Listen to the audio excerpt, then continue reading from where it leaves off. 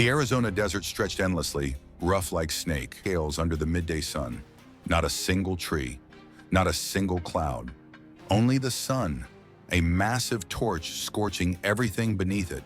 The asphalt shimmered with heat, creating mirage-like puddles that vanished upon approach. The wind offered no relief, just dry, gritty gusts that felt like they were stripping flesh from bone. Each breath was like inhaling a handful of hot sand. The cobalt-blue Lamborghini Huracan stood motionless amidst the barren landscape. Its hood popped open like a sign of surrender. It was no longer a symbol of speed and power, but had become a useless hunk of metal laid bare in the dust. Inside the car, Jordan Whitaker, tech billionaire and founder of King's Tech, cursed his fate, his silk shirt soaked and clinging to his skin. He unbuttoned his collar, his cold, sharp eyes flicking toward his phone. No signal. The dissatisfaction on his face wasn't just because the car had stalled, but also because of that damned digital detox idea his assistant had suggested. "Try disconnecting for once, Jordan," she had said cheerfully. "Recharge. Slow down a little." Slow down. He was stranded in the middle of nowhere, in 40°C heat. Not a soul in sight, no reception, and his $300,000 supercar lying lifeless like a corpse. Some detox. Jordan let out a dry, sardonic laugh. Technology had never betrayed him, until now. Then a sound tore through the silence. Deep, steady, unmistakable. The engine of an old truck. Jordan looked up, squinting against the glaring sunlight. A dusty, silver-brown pickup truck emerged from the haze down the road. As it drew closer, its scratches, peeling paint, and rattling suspension became visible. The truck stopped beside him. The window rolled down, revealing the driver. She had dark brown skin, highlighted by the sun, curly hair tied up high, a resolute face, and sharp eyes that looked as if they could read his mind. There was no fear, no pretense, but no invitation either. "Need a hand?" Her voice was low and calm, not the submissive kind, and certainly not afraid of the white man sitting beside a six-figure supercar. Jordan hesitated for a second. His eyes scanned her, not hiding his suspicion. She wasn't wearing any roadside assistance uniform, just a grease-stained mechanic jumpsuit, old leather boots, suntan bare arms. A woman, of color, alone, in the desert, showing up at the perfect moment. "Your car broke down?" she asked again, as if he was the one who had pulled over in the middle of nowhere. "Number Y, it stalled," Jordan replied, adjusting his tone, slightly flustered. He considered lifting his phone but lowered it again, remembering it was useless in this tech-free moment. She glanced at the car, then opened her door and stepped out. Jordan instinctively took a half step back. Her clothes reeked of machine oil and rust, but her movements were confident, precise, like a surgeon entering an operating room. "I'm Lena," she said, eyes never leaving the Lamborghini. "I fix cars at an independent garage about 30 miles from here. Want me to take a look?" Jordan squinted. The name sounded familiar, but he couldn't place it. What unsettled him more was how she spoke, calmly, without deference, and especially unaffected by his wealth or status. "Do you have any idea how much this car is worth?" he asked, trying to keep his tone light, though a little guarded. She shrugged. "I once fixed a helicopter that made an emergency landing on the highway. Value only matters if you can actually drive it." Her smile was thin and firm, not friendly, not seeking approval. Jordan studied her more closely. There was something familiar. He couldn't tell if it was her features, her low voice, or that penetrating gaze. He couldn't pinpoint it, and that made him uneasy. "Do you usually help stranded strangers like this?" he asked, eyes locked on hers. "Number I usually avoid them," Lena replied, glancing at him this time. "But it's too hot today. If someone dies of heat stroke, I don't want to be blamed for doing nothing." Jordan chuckled dryly. "How noble." She leaned over the engine. Her movements were so efficient that Jordan couldn't help but feel unnecessary. She adjusted a few bolts, tapped the alternator, checked the wiring, then paused at one point. "Burnt alternator," she said, standing up and wiping her hands with a cloth hanging from her hip. "It's replaceable. I've got a spare. Jordan raised an eyebrow. You just happen to have a Lamborghini alternator? Number, but I've got a compatible replacement unit. These tend to fail under extreme heat. She turned back to her truck to grab her tools. Jordan stood watching. A strange mix of caution, intrigue, and skepticism stirred inside him. How could she know so much about the car, about the engine, even about the situation he was in? Could this really be coincidence? He didn't know, but one thing was clear. This woman wasn't ordinary. Out here in a place he thought no one could possibly show up, shattered any illusion of control he had.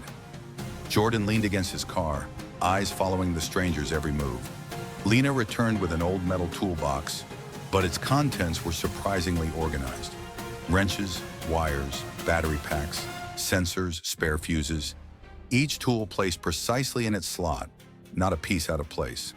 She knelt by the car, removing the burned alternator as if she had done it 100 times. No hesitation, no wasted motion. She knew exactly what she was doing, and that made Jordan uneasy. It wasn't because she was good, it was because she was too good. So good it seemed like she didn't even have to think, as if she had fixed this very car before, or worse, like she knew him. Jordan crossed his arms, trying to mask his confusion with a steely gaze.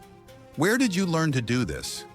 I don't think many people can replace a Lamborghini's alternator without a manual.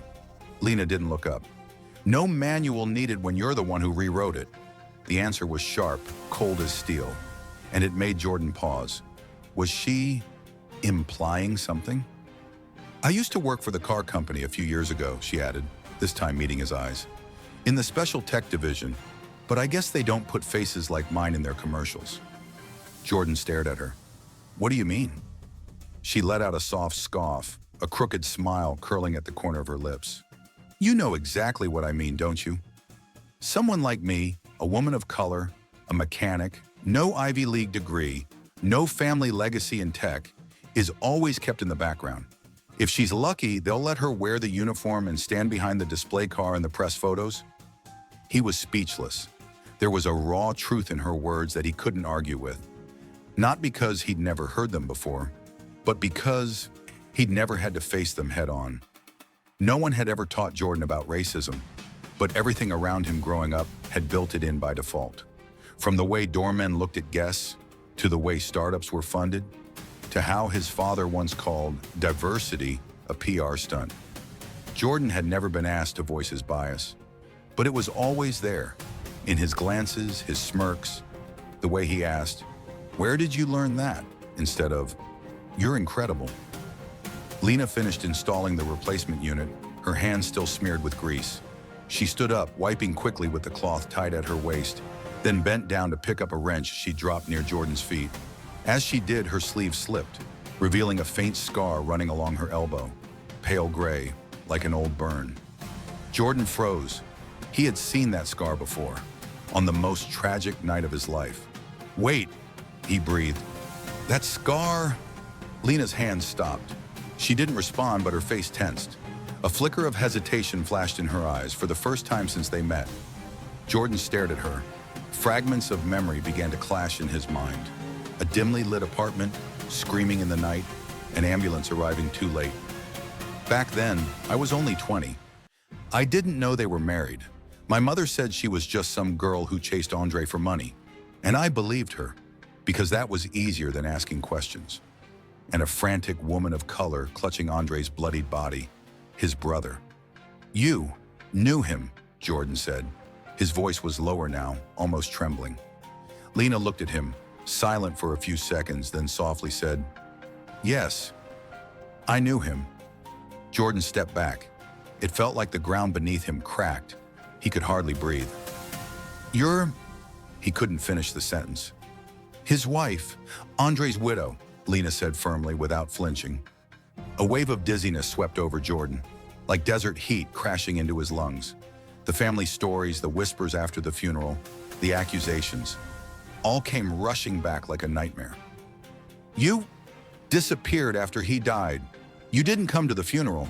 No one knew where you went. My father said, he said you cheated Andre.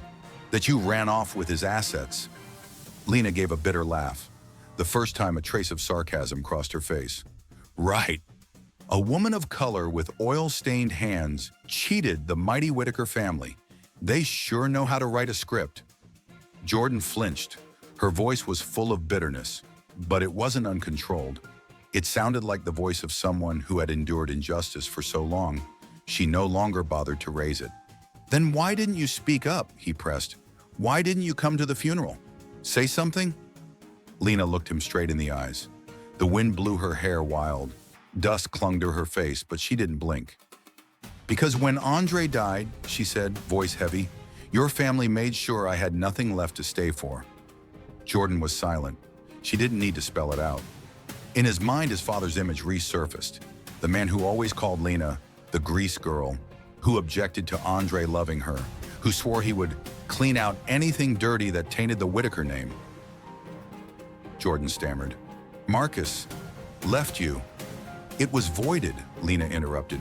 Somehow, the will Andre wrote a month before he died, the one signed by him, his lawyer, and me, couldn't be found. Instead, an older copy was declared valid. I inherited nothing, and no one believed me. Jordan said nothing. The desert wind howled through the cracks in his car, like a curse long buried now finally unsealed. Lena closed her toolbox and shut the Lamborghini's hood. The engine gave a soft rumble. The car had come back to life, but all Jordan could think about was the ring on her right hand, the one he'd seen Andre give her in an old photo. Now that ring felt like a shard of truth piercing through years of well-told lies. He turned his face away for a moment, as if searching for something solid in this endless desert. But there was nothing, only sand, stone, and the mocking whistle of the wind.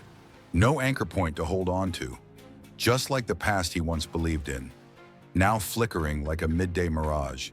He remembered the day Andre died, a rushed call from the police, a cold announcement, a hastily arranged private funeral for personal reasons. Then his father, the man who controlled everything, stood before the family, his voice firm. We will never speak of that woman again. Andre was deceived by her. He lost everything because of that mistake. We must protect what's left of our family's honor. Jordan, young and impressionable at the time, obeyed. He believed it, because it was easier to believe that someone like Lena was the problem. A woman of color, without social standing, without prestigious degrees, and above all, no power to defend herself. But now that woman was standing right in front of him, not broken, not begging, just standing there, like a lone shadow in the desert, carrying the truth his entire family had tried to bury. How did you survive all this time? He blurted out, his voice no longer angry but stunned. Lena looked at him for a long while before answering. I fixed cars. I lived in silence. I learned not to expect anyone to acknowledge my pain, because they had decided from the start that I was a liar. A heavy silence fell between them. Jordan felt a lump in his throat. He wanted to say, I'm sorry, but the words felt too small for what Lena had endured. Marcus loved you so much, he said softly. I remember he fought with my father over you, but I didn't know it was this serious. Lena smiled, a sad, distant smile. He once told me, as long as you don't let go, I'll fight the whole world. But your brother couldn't fight death, and I was cast aside like a stain to be erased. Jordan felt his chest tighten. How did you and Andre meet? He asked, as if reaching for one last thread that connected their two opposing paths. Lena looked into the distance. One day I fixed his Ducati on Highway 95, just like today. He said he'd never met someone who could curse and change oil at the same time like I did. Jordan let out a small laugh, then fell silent. The pain and regret hit him like a sandstorm to the face. He imagined his brother, Marcus, open-minded, generous, always defying the family's norms. Loving Lena not for status, but for truth. And then being erased from the Whitaker family's collective memory, along with the woman he loved. Lena, Jordan began, but she had already turned to walk back to her truck. I don't know what to believe anymore. She stopped, turned her head. Then don't believe me. Find out for yourself, but don't expect the truth to be pleasant. With that, she opened the truck door and slammed it shut. Jordan stood there, frozen. Inside him was a nameless question. If everything he'd believed until now was a lie, then who was he? Jordan sat silently in the passenger seat of Lena's old pickup. She had agreed to drive him to the nearest garage after fixing his car. Not out of kindness, but because she didn't want to see someone abandoned in the desert. That's what she said, cold and resolute. The truck jolted with every pothole on the desolate road. Outside, red dust, gravel, and scorching sunlight. Inside, a tension that stretched like a taut wire. Jordan turned to Lena. I need to know, what really happened after Andre died? Lena didn't answer immediately. She kept her hands steady on the wheel, eyes fixed on the road. Only after they passed a low hill, where the wind blew stronger, did she speak, quietly, but each word like a blade peeling back the layers of deception in Jordan's mind. After Andre died, I called the police and the ambulance. I sat next to him for nearly an hour before they arrived. A few witnesses confirmed that initially, but after 24 hours, all the news said was, Andre Whitaker's black wife disappears after mysterious death. Jordan clenched his fists. My father, he controlled the media. Not just the media, Lena said. Lawyers, banks, accounts. When I came home, the locks had been changed. Our joint accounts were frozen. My health insurance card was deactivated. Every legal tie I had to Andre vanished overnight. What about the will? Jordan asked. The original will Andre handwrote and signed, with me and his private lawyer, was suddenly found to be invalid, Lena said, her voice no longer angry, just hollow. An older version from 2 years ago was used instead. In that one, everything was left to the Whitaker family. I wasn't mentioned. Jordan remembered. I once asked my father why you weren't in the list of beneficiaries. He said, my brother had been tricked into signing something. Lena gave a faint smirk. It's easy. Just change the word wife to live-in girlfriend. And since we didn't legally register our marriage in Arizona, because Andre hadn't transferred his residency, they had no problem declaring I had no legal standing. Jordan bowed his head. The truth twisted his gut. What else did he do? Jordan asked, his voice barely a whisper. He called my mother, Lena said, for the first time in years, not to offer condolences, but to say, keep your daughter away from us. She's done enough damage. Jordan closed his eyes. Every word from Lena was another blow to the image of the father he once admired. Lena pulled the truck to the side of the road and turned off the engine. She turned to him. Do you want to know the worst part? Jordan said nothing. On the day of the funeral, I went to the funeral home, wore a simple black dress, brought a handwritten letter from Andre. I stood at the back entrance. A security guard came over and told me my name wasn't on the guest list. When I tried to explain, he said, the Whitaker family has asked that no outsiders disrupt the ceremony. Jordan slowly turned to Lena. They barred you from entering? They didn't need to, Lena said, eyes fixed on the horizon. They just made me feel like a stray dog where no one wanted me. So I left. No cries, no flowers. I never got to say goodbye to the man I loved. Jordan felt a lump rising in his throat.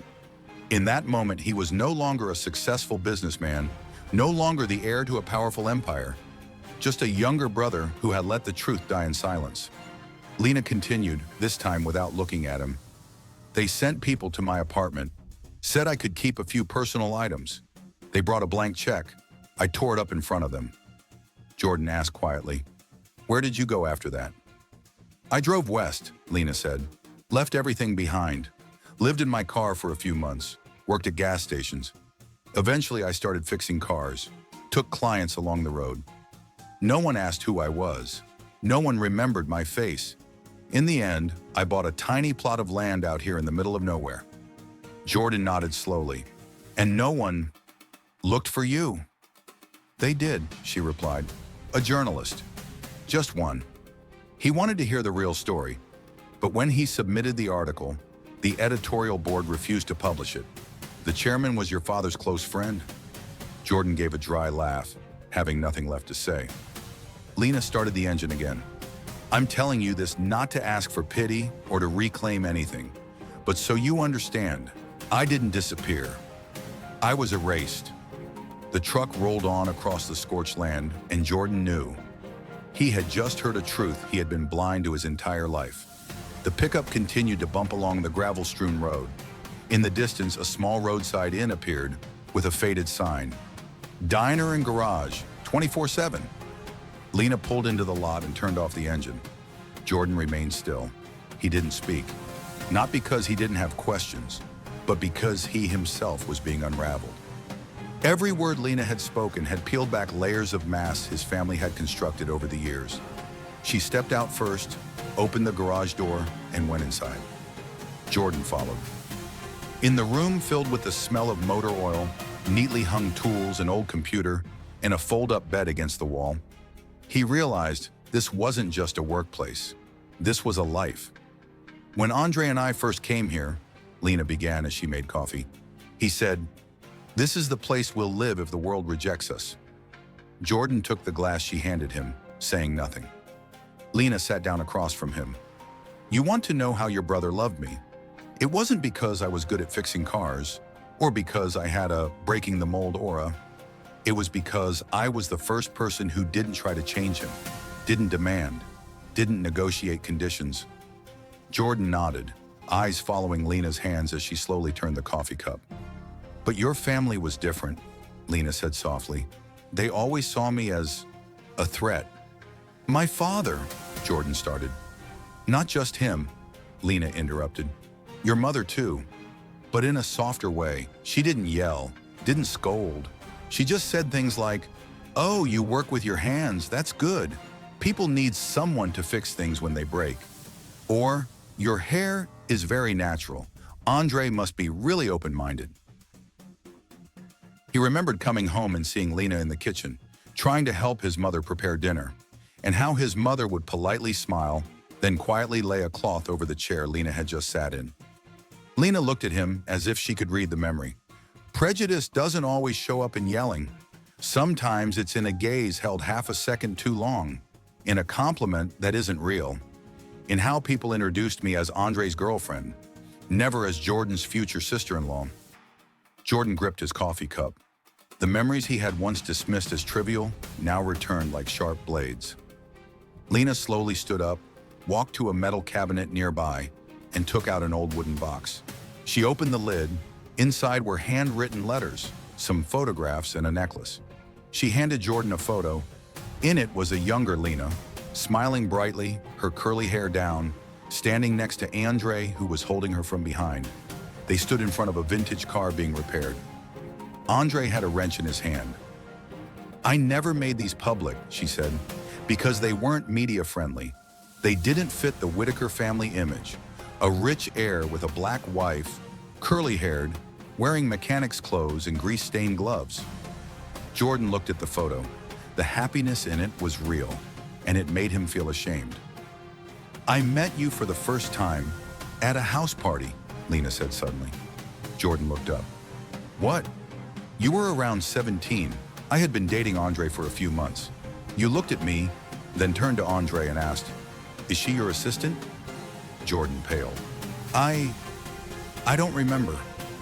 "I don't blame you," Lena shook her head. "You grew up in that world, just like I grew up in another. But I remember clearly, the way you laughed, like what you said was perfectly normal. Like I couldn't possibly be Andre's girlfriend, because I didn't look like anyone in the portraits hanging in your house." Jordan lowered his head. A wave of shame rose in his throat. Not because Lena was blaming him, but because she wasn't, and that hurt more. "I want to make it right," he said softly.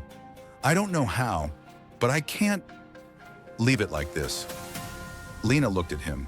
Her eyes were no longer cold, but not gentle either.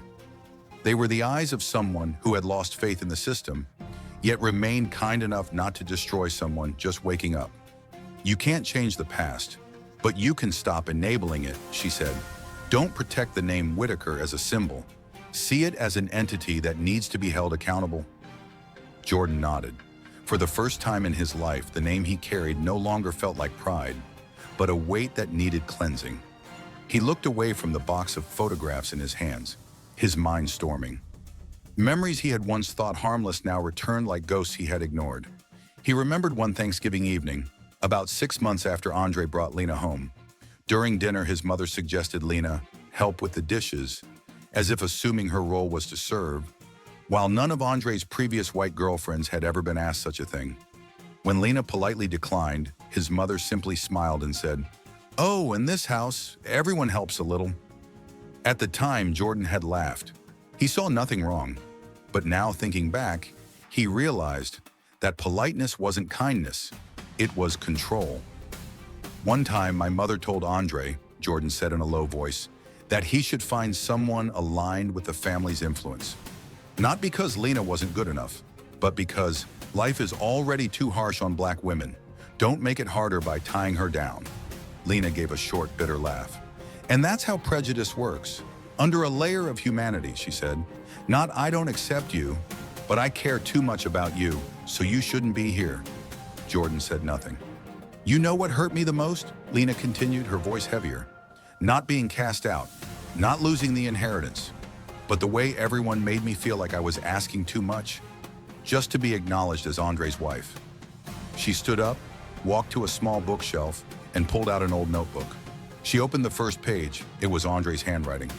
"Lena, if you're reading this and I'm not beside you, remember, love doesn't die. Only people choose to forget." She handed the notebook to Jordan. "He wrote that 3 days before he died." Jordan took the notebook, his hands trembling slightly. "Why did you keep these things?" he asked. "You could have burned them, destroyed them, sued my family." Lena sat down, her gaze softened, but not weak. "I didn't keep them for revenge. I kept them because they're part of me, the part they couldn't erase." It was a while before Jordan spoke again. I remember telling Andre that you were too different to be a Whitaker." Lena nodded. "I know you didn't say it to my face, but Andre told me." "And you still tried to stay?" "I didn't stay for your family. I stayed for Andre. And because I believed that someday at least one of you would open your eyes."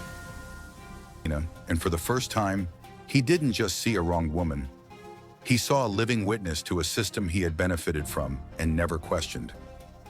"Did my mother love Andre?" he asked suddenly. Lena was silent. Then she answered slowly, "Your mother loved the image of Andre, the successful, refined, proper son. But when he began to break that mold, she stopped loving him. She mourned the name Andre Whitaker, not the real person he was." Jordan rested his elbows on his knees, exhaling. "I feel like my whole life has been guided by stories written for me."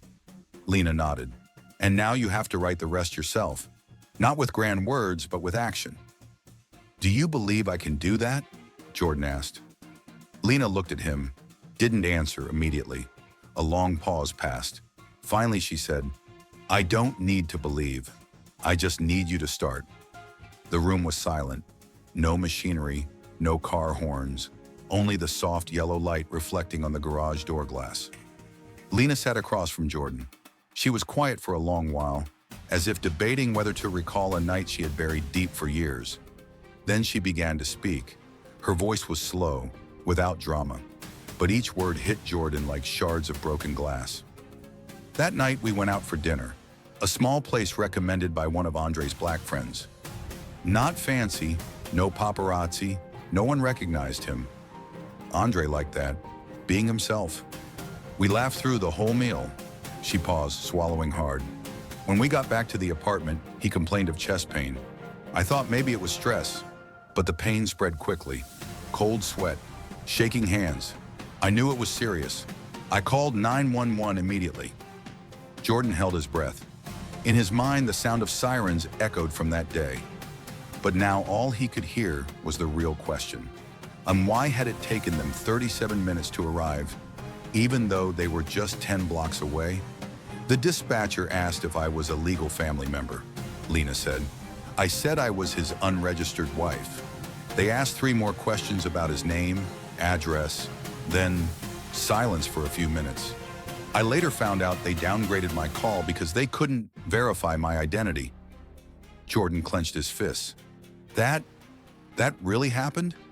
More than happened, Lena nodded faintly. I called back. A second time. A third. Finally, I screamed that if they didn't come, I'd drive him myself. Only then did they send an ambulance. By the time they arrived, Andre had lost consciousness. Jordan remembered. The report had stated Andre died of acute myocardial infarction, but there had been no mention of delays. They looked at me like I was the culprit, Lena continued, her voice rasping. They asked me to step back. One EMT, upon learning I wasn't legally his wife, said, "You have no right to touch the body if he dies." Jordan felt his heart sink into his stomach. Lena pulled up her sleeve. I ran to catch him when his heart stopped. I slipped on the floor, hit the cabinet edge. The scar is from that. She stared at the pale scar, eyes distant. I didn't cry. I didn't dare, because I knew if just one person said I was being aggressive, I could be handcuffed. A black woman in a luxury apartment beside a dead white man. I knew the law wouldn't protect me. Jordan felt he had no strength left to speak. The police arrived. I was detained for questioning. Your mother called, I answered. She didn't ask, "How's Marcus?" She asked, "What did you do to him?" Jordan looked up, eyes red. Lena rolled her sleeve down. I said I didn't kill him, but I couldn't save him either. A pause. Wind howled through the crack in the metal door as if trying to blow everything away. Jordan's voice broke. I thought my father said you ran away. Number. They pushed me out of the hospital. A guard escorted me out in front of the nurses. Your father called a lawyer to represent the legal family? I wasn't allowed to see Andre one last time. I wasn't permitted to sign the death certificate. I wasn't allowed to say goodbye. Jordan put his hand to his forehead. He felt himself breaking apart. My mother? Did she know this? She arrived at the hospital 15 minutes after I was removed, Lena replied, and she never looked for me once. Jordan stood up, pacing the small room. He couldn't sit still. I didn't know, he repeated. I truly didn't know any of this. Not knowing doesn't make you innocent, Lena said softly. You lived in the castle, but never stepped outside to see what the walls were built from. Jordan turned to her. Why are you still telling me this? After everything? Lena smiled, but it was a smile soaked in tears. Because I once believed you were the only one in that family with a shred of humanity. And because Andre once said, Jordan will need time, but one day he'll understand. Jordan turned away, hiding his eyes. He remembered the last moment he saw Andre. The two had argued about Lena. Jordan had called the relationship a PR risk. Andre had punched the wall in anger. And for the first time, he didn't just see a wronged woman. He saw a living witness to a system he had benefited from and never questioned. Did my mother love Andre? He asked suddenly. Lena was silent. Then she answered slowly. Your mother loved the image of Andre, the successful, refined, proper son. But when he began to break that mold, she stopped loving him. She mourned the name Andre Whitaker, not the real person he was. Jordan rested his elbows on his knees, exhaling. I feel like my whole life has been guided by stories written for me. Lena nodded. And now, you have to write the rest yourself. Not with grand words, but with action. Do you believe I can do that? Jordan asked. Lena looked at him, didn't answer immediately. A long pause passed. Finally, she said, I don't need to believe. I just need you to start. The room was silent. No machinery, no car horns, only the soft yellow light reflecting on the garage door glass. Lena sat across from Jordan. She was quiet for a long while, as if debating whether to recall a night she had buried deep for years. Then she began to speak. Her voice was slow, without drama, but each word hit Jordan like shards of broken glass. That night, we went out for dinner, a small place recommended by one of Andre's black friends. Not fancy, no paparazzi, no one recognized him. Andre liked that, being himself. We laughed through the whole meal. She paused, swallowing hard. When we got back to the apartment, he complained of chest pain. I thought maybe it was stress, but the pain spread quickly. Cold sweat, shaking hands. I knew it was serious. I called 911 immediately. Jordan held his breath. In his mind, the sound of sirens echoed from that day. But now all he could hear was the real question. Why had it taken them 37 minutes to arrive, even though they were just 10 blocks away? The dispatcher asked if I was a legal family member, Lena said. I said I was his unregistered wife. They asked 3 more questions about his name, address, then silence for a few minutes. I later found out they downgraded my call because they couldn't verify my identity. Jordan clenched his fists. That really happened? More than happened, Lena nodded faintly. I called back, a second time, a third. Finally, I screamed that if they didn't come, I'd drive him myself. Only then did they send an ambulance. By the time they arrived, Andre had lost consciousness. Jordan remembered.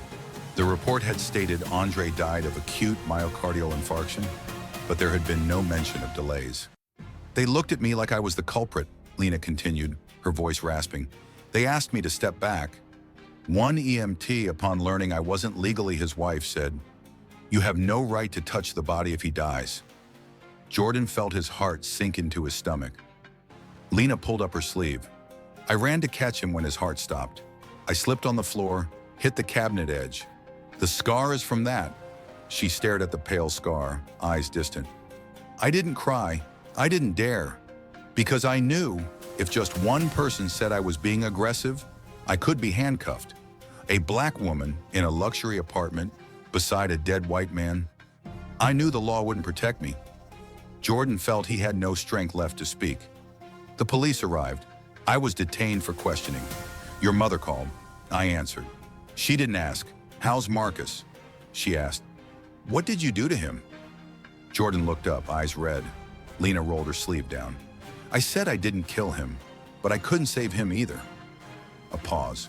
Wind howled through the crack in the metal door, as if trying to blow everything away. Jordan's voice broke. I thought my father said you ran away. Number. They pushed me out of the hospital. A guard escorted me out in front of the nurses. Your father called a lawyer to represent the legal family.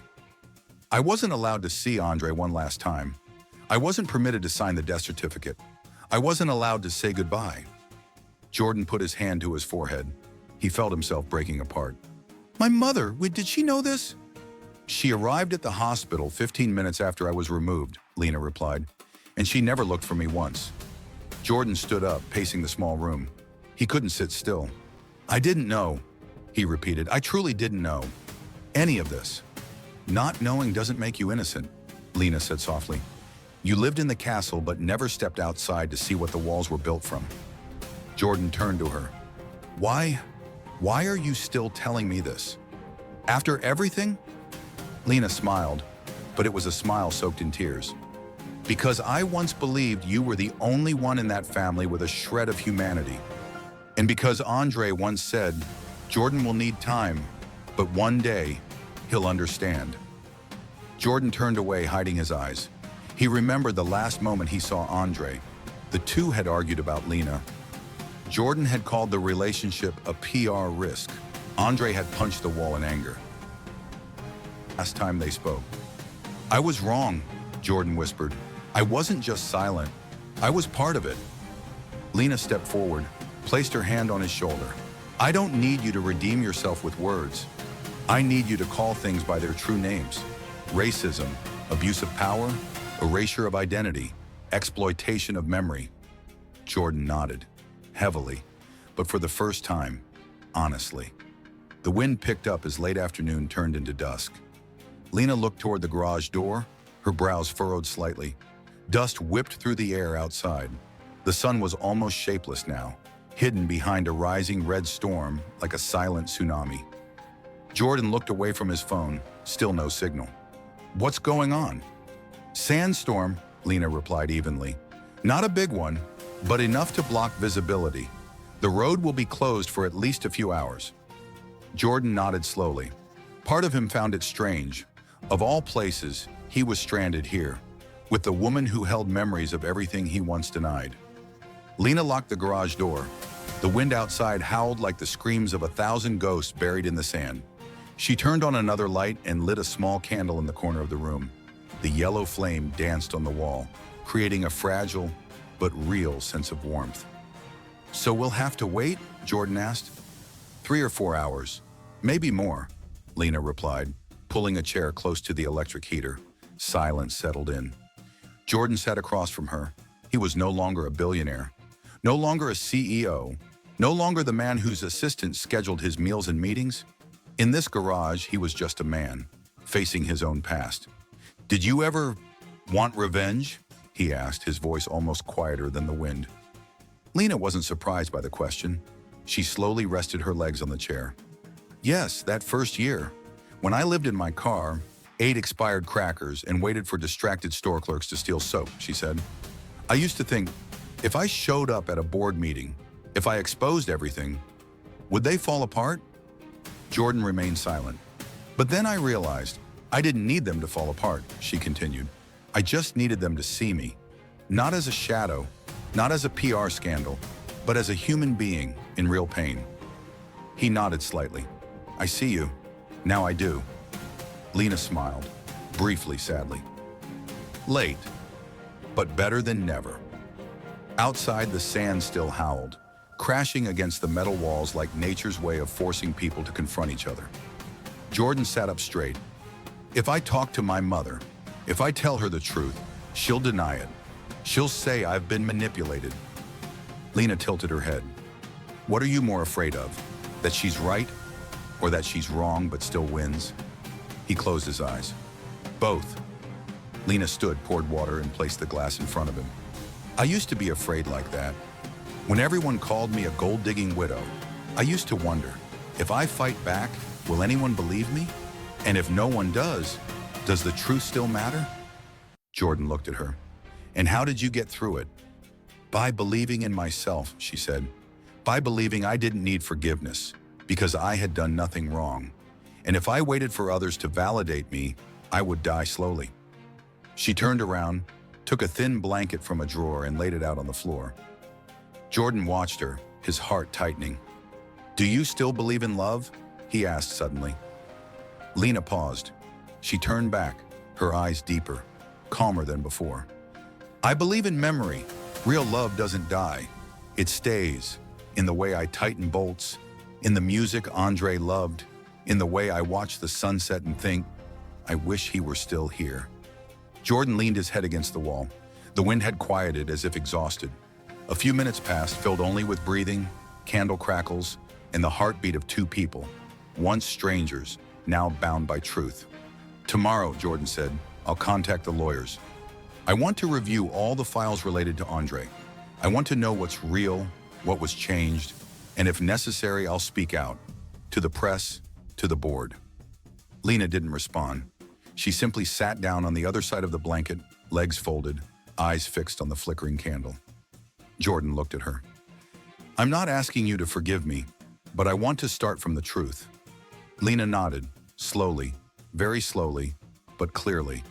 "That's the only thing I'll accept." The storm had passed. The desert sky still glowed gold, but the wind had stilled. Inside the garage, the air felt heavy, as if time itself was holding its breath as the two of them sat face to face.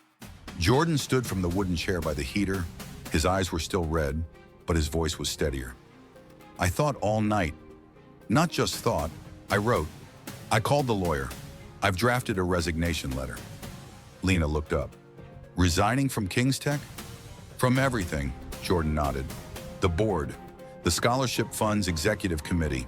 I'll step down from leadership if that's the price for the truth to be heard." A moment, then wiped her hands with an old rag. "Do you know how your mother will react?" Jordan gave a dry laugh. "She'll call me a traitor, cry to the media, say I've been manipulated by a grieving widow exploiting pity." Lena raised an eyebrow. "And you still want to go through with it?" "I've lived too long with her lies," he said. "Now I want to live with the consequences of the truth." He walked toward the table, where she had placed a small wooden box. Lena placed a hand over the lid as if to stop him, but then pulled it back. Jordan opened the box. Inside were a few of Andre's belongings: a scratched ring, a technical notebook, and a faded color photograph. "My mother once said he died in an accident, left nothing. No one to grieve for him," Jordan said, gently touching the photo. "Now I know, the one person who grieved for him was erased from history." Lena sat down, legs crossed, her gaze piercing through him. "I don't need my name restored in the records," she said slowly. "I don't need the estate. I just want people to know Andre loved, and there was nothing shameful about that love." Jordan swallowed hard. "I want to start a foundation, the Andre Whitaker Fund. No family name, no King's Tech logo, just an independent nonprofit. You'll be the co-founder." Lena frowned. "I don't like being in official paperwork." "You don't have to run it," he said quickly. "But your name, Lena Carter, must be beside Andre's. Otherwise, it's just a way to wash away my guilt." Lena looked down at her hands. The silver ring, long faded, still sat quietly on her ring finger. "Where will you announce this?" she asked. "I'm planning a press conference next week," Jordan replied. "At the Southside Community Center. Andre used to teach there, didn't he?"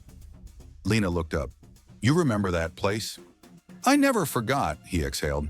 "I just pretended it never existed." She nodded lightly. "If you do it there, no Whitaker backdrop, no spokesperson, no live broadcast, I'll consider it." Jordan froze. "I'll sit in the back row," she said, her eyes cold but clear. "I won't speak. I won't go on stage, but I'll be there." A light breeze passed through the door, carrying the scent of sand and engine oil. Jordan stood still, as if trying to hold on to the moment just granted to him. "Do you have any other conditions?" he asked, the instinct of a businessman still lingering. Lena gave a faint smile. "Yes, just one small thing." "What is it?" "You're not allowed to use the word forgiveness," she said. "You can't say I've forgiven your family. You can't let the media say it either." Jordan nodded slowly. "I understand. And if you break that promise, even slightly, I will release a copy of Andre's letter. The one he wrote to his father, the one that never got a reply." Jordan frowned. "You kept that letter?" "I keep everything they tried to erase," she said, not as a threat, but as a statement of fact. He pulled out his phone, not to check messages, but to open the note he'd written at midnight. "I drafted an initial statement," he said. "Would you like to hear it?" Lena hesitated. Then she nodded. Jordan read slowly. "I, Jordan Whitaker, take responsibility for my prolonged silence. I have benefited from a distorted history, where my own kin was reduced to a forgotten name, and the woman he loved was turned into a rumor. Today I want to say clearly, Lena Carter was the wife of Andre Whitaker. She was the only one by his side in the end, and she is the living witness to my cowardice." When he finished reading, the room went quiet, as if no one had ever lived in it. Lena walked to the table and touched Andre's old notebook. "Marcus once said, 'When the truth is spoken, no one can stop it,'" she whispered. Jordan said softly, "I'm scared." "You should be," she replied, "because this is the first time you're truly living like Andre." They stood facing each other, not as enemies, not quite allies, but as two people still carrying the real memory of someone who had died. The Southside Community Center, a worn-down red brick building nestled between abandoned warehouses and a local laundromat, was unexpectedly crowded that day. Not because of the media, but because of a modest flyer taped up around the neighborhood. "Someone named Whitaker has something to say."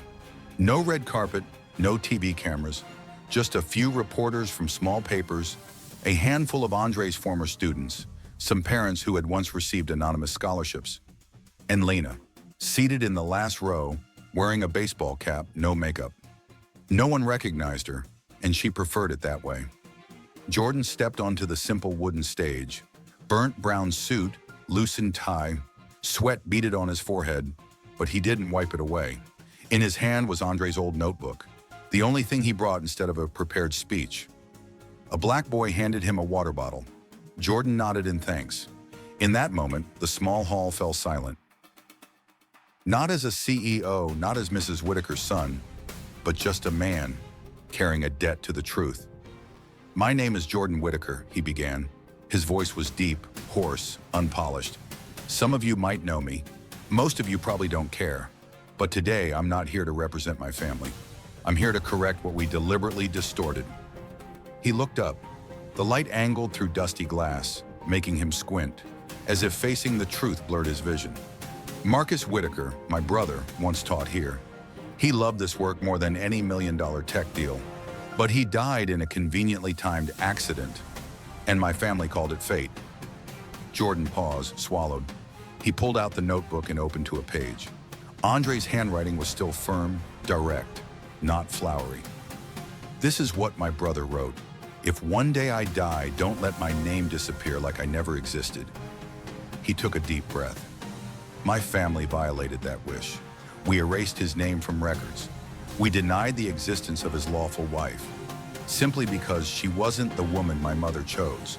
Not because she didn't love him, but because of the color of her skin. A murmur rose from the middle rows. Jordan ignored it. He looked straight to the back, where Lena sat, her head lowered, hand clutching a fabric bag. Her name is Lena Carter, and if any of you were ever taught by Andre, ever received a scholarship, ever laughed at one of his kind stories, then part of that came from Lena. He paused, this time scanning the room. Faces filled with skepticism, emotion, pain. I have resigned.